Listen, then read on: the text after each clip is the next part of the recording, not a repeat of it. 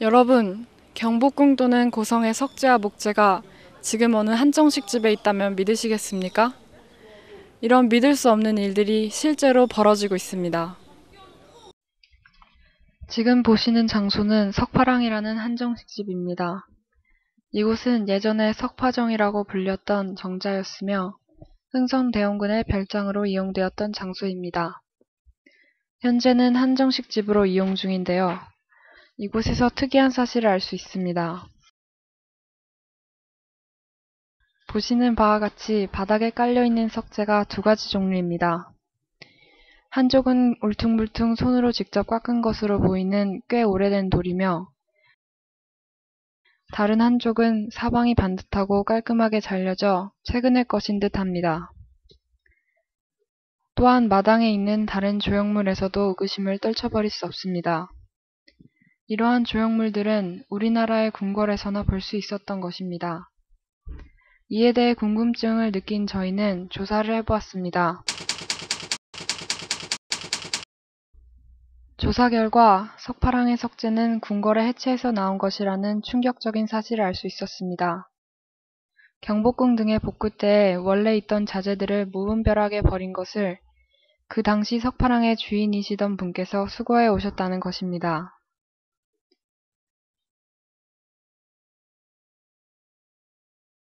우리의 문화재 복구에 있어서의 문제점은 원재료의 유지보다는 새로운 자재를 사용한 건물을 지었다는 것입니다.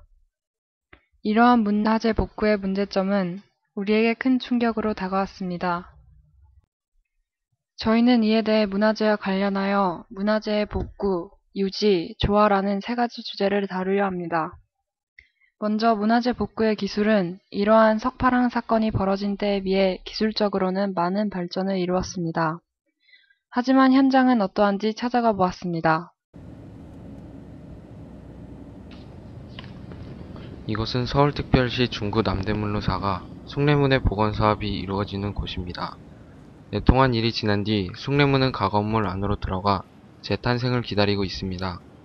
문을 지나자 우리를 반겨준 것은 1층을 복원 중인 초라한 숭례문이었습니다. 그런데 이곳 복원 현장에서도 석파랑과 같은 어리석은 사건이 있었습니다.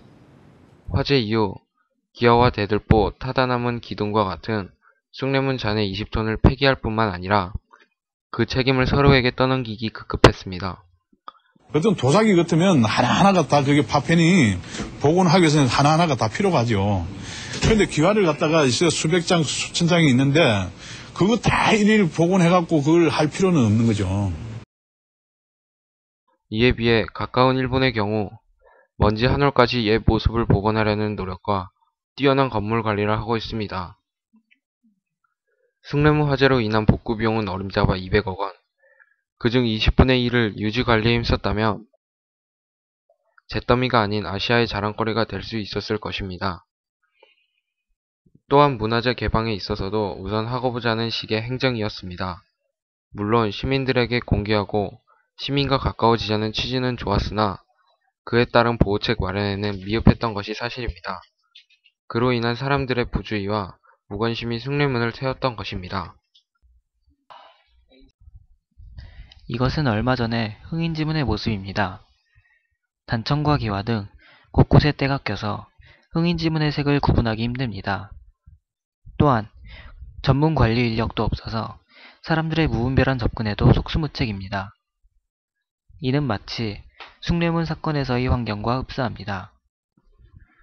물론 최근에 흥인지문에 대한 관리는 상당히 개선되었습니다. 보시는 바와 같이 단청은 재색을 찾았고 찌들어 있던 때도 많이 벗어낸 모습입니다. 하지만 흥인지문은 여전히 주위의 시설들과의 부조화성을 가지고 있습니다. 지금 보시듯이 흥인지문은 마치 섬처럼 동떨어져 있습니다. 이런 구조화에서 누가 흥인지문의 참 아름다움을 깨닫고 친숙하게 여길 수 있겠습니까?